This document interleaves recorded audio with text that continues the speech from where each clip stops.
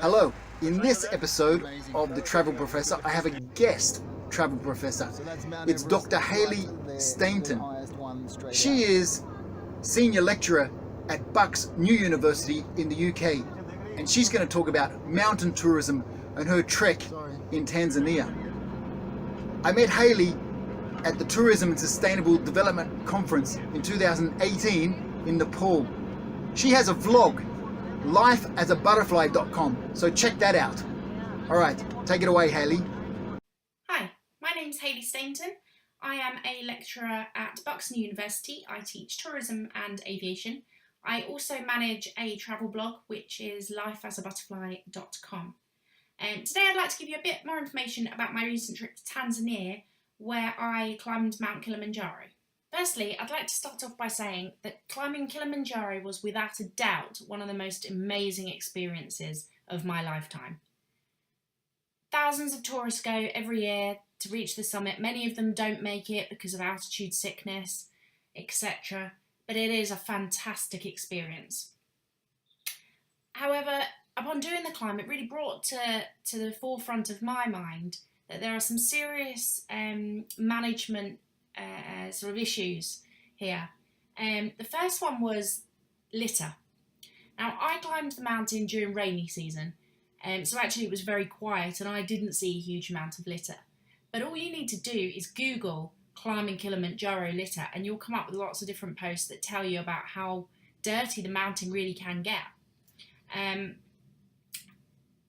Along a lot of the trails there aren't actually toilets, so people will squat in the bush and they'll leave their toilet paper and stuff lying around, and it's very common that you'll almost see a trail of toilet paper along the main areas of the mountain, which is really sad to see.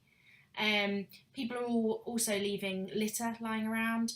You can see lots of straws, for example, because the porters will carry along sometimes cans of juice. On the final summit, it's quite common for you to have some sort of energy snacks.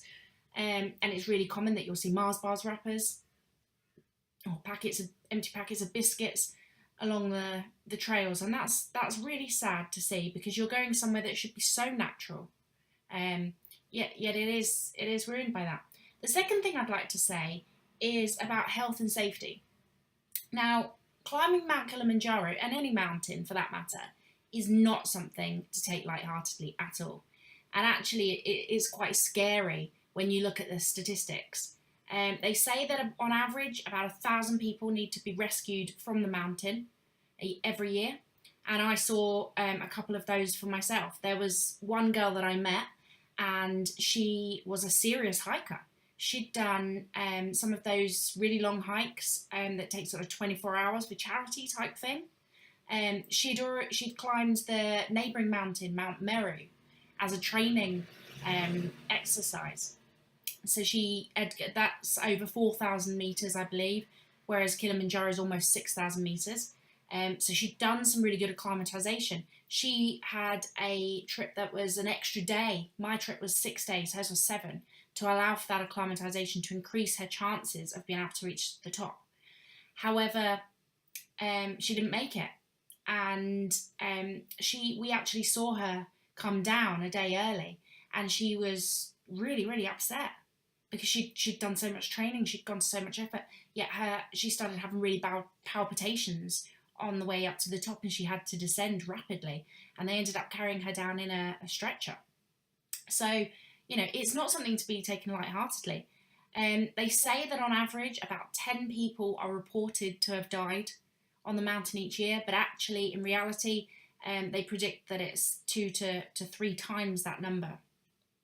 And I've taken those figures from some of the main Kilimanjaro websites, and that I was told the same thing by my company and my porters. So really the importance there is that you travel with a reputable company that has a really good safety record there, because it's here, death is not just a statistic, it's an actual reality, and that's really, really scary.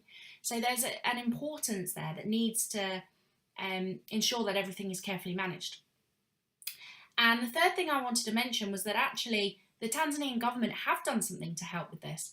And from the early noughties, they put into place some strict rules Porters are not allowed to carry more than 15 kilograms, so you have to pack really carefully because that's difficult when you're packing for all climates.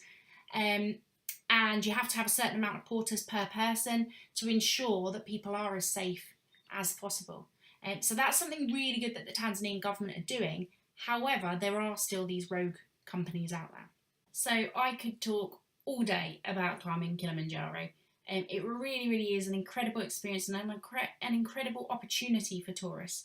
But as with anything, it's really important that it's managed well. So if you'd like to read more about climbing Mount Kilimanjaro or about any of my other travels, please do visit my blog on www.lifeasabutterfly.com.